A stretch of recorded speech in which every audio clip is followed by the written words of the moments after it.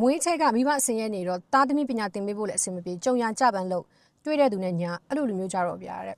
စာနာပါရဲကိုဒါကျမရဲ့အစာနာမှုဒါပေမဲ့အဲ့ဒီအတွက်လည်းအဖြေရှိတယ်ကျမ9ချက်ပြပြမယ်နံပါတ်1ကြာပန်းသမားဘဝကနေကျွမ်းကျင်လုပ်သားဘဝကိုပြောင်းပါကြာပန်းလုပ်တယ်ဆိုတာကလေကိုယ့်ရဲ့အားကိုရောကိုယ့်ရဲ့အားကိုရောင်းတာချမ်းသာခြင်းအုံနောက်နဲ့လက်မှုကိုရောင်းရမယ်အဲ့တော့ခန္ဓာကိုယ်ပင်ပန်းသလောက်ဒီလောက်ခကလေအမြဲတမ်းအခြေခံမှာပဲရှိနေမှာအဲ့တော့ဒီတွင်းထဲကနေထွက်ချင်ရင်အချိန်တစ်ခုပေးပြီးတော့ကျောင်းပညာမလို့ပဲဝင်ငွေကောင်းတဲ့လုပ်ငန်းလေးတွေလုပ်တချို့ဝင်ငွေကောင်းတဲ့လုပ်ငန်းလေးတွေရှိတယ်ဥပမာဆိုရင်အဲကွန်ပြင်တာတွေရေခဲတက်တာပြင်တာတွေအခုဆိုလို့ရှိရင်အပူချိန်တက်လာတာနဲ့အများဒီလုပ်ငန်းကလေဘယ်တော့မှအလုံးမပြတ်ဘူးအခြေခံတက်စင်တာကနေပြုတ်ပြင်တာအထိတက်လို့ရှိရင်မယ်ဆိုရင်ဝင်ငွေကလေကြာပန်းထက်9ဆမကတာတယ်နောက်တစ်ခုက electric လျှက်စစ် wiring electrician တွေအိမ်တိုင်းတိုက်တိုင်းလိုအပ်တယ်ဆရာကောင်းစီမှာတစ်နှစ်လောက်ကူညီနေတင်ယူလိုက်မယ်ဆိုလို့ရှိရင်ကိုယ်ပိုင် contractor ပြန်ယူလို့ရတဲ့အထိလမ်းစာတွေရှိတယ်နောက်တစ်ခုကဖုန်းပြင်တာတွေ electronic ပစ္စည်းတွေပြင်တာတွေအဲ့ mobile repairing လုပ်တာတွေဒါတွေကလေမျိုးပေါ်မှာဆိုရင်တော့အကောင်းဆုံးပဲပစ္စည်းသေးပေမဲ့လက်ခကြီးတယ်နောက်တစ်ခုကအလူမီနီယံနဲ့မှန်လုပ်ငန်းတိုက်အသစ်တွေစောင့်နေသူတွေတော့ဒီလုပ်ငန်းကအများရှိနေမှာအဲ့တော့အစာပိုင်းမှာအချပန်းထက်ပတ်စံနဲချင်နဲလိမ့်မယ်ဒါပေမဲ့တစ်နှစ်ကြာလို့ကိုကတက်သွားရင်လေကိုကဈေးပြန်ခေါ်လို့ရတဲ့သူဖြစ်လာလိမ့်မယ်နံပါတ်2အချက်အလုတ်တင်ဘဝကိုပြောင်းပြီးတော့ရင်းနှီးမြုပ်နှံတဲ့သူတယောက်ဖြစ်ရအောင်လုပ်ပါအဓိကမှားတတ်တာကလေဒီနေ့ကျမတို့ကဝင်ငွေ1000ရလို့ရှိရင်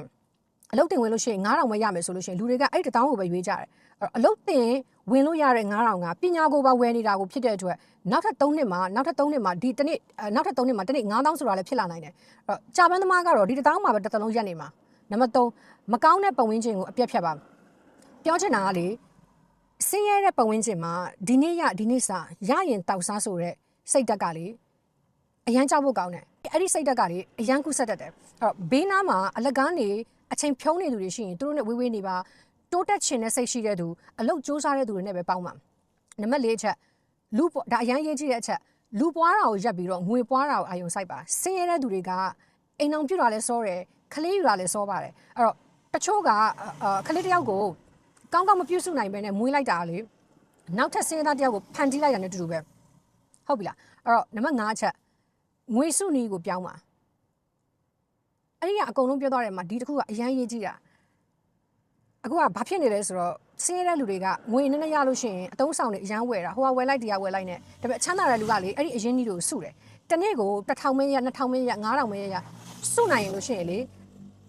အဲ့ဒါကိုကအတာဆုံးပဲအဲ့ဒီစုထားတဲ့ငွေကိုလေအရက်တွေစလိတွေတောက်မလို့အပိုသုံးလို့ပြောတာမဟုတ်ဘူးနော်ကိုနောက်ထပ်တစ်ဆင့်တက်မလို့အတွက်လှေကားဝယ်ဖို့ဖြစ်ရမှာဥပမာဆိုင်ကယ်ဝယ်ပြီးတော့အငားမောင်းထားတာတွေကရိယာတစားပလာဝယ်တာတွေအဲ့တော့ကျွန်မအရှင်းဆုံးပြောရမယ်ဆိုလို့ရှိရင်ကျောင်းပညာမရှိတာကလေပြဿနာမဟုတ်ဘူးဈေးကွက်ကတကယ်အလိုရှိတဲ့အတတ်ပညာမရှိတာကမှတကယ်ငရဲအဲ့တော့ဒီတန်တရားကနေထွက်ချင်လို့ရှိရင်ကြာပန်းလုံးနေလို့မရဘူးအချိန်ပေးပြီးတော့အတတ်ပညာတစ်ခုခုကိုဆရာတင်ပြီးတော့အလုပ်တင်ဝင်ပြီးတော့ပဲဖြစ်ဖြစ်ပတ်စံနဲ့လည်းပြဿနာမရှိဘူးပညာရမယ့်နေရာမှာအလုပ်တင်ဝင်မှာဇောက်ချတင်မှာပြီးတော့အခြေအနေမပေးခင်ခလေးမယူပါနဲ့ဒါမှလေကိုယ့်ရဲ့မျိုးဆက်တစ်မှာနောက်ဆုံးဆင်းရဲတဲ့သူဖြစ်လိမ့်မှာ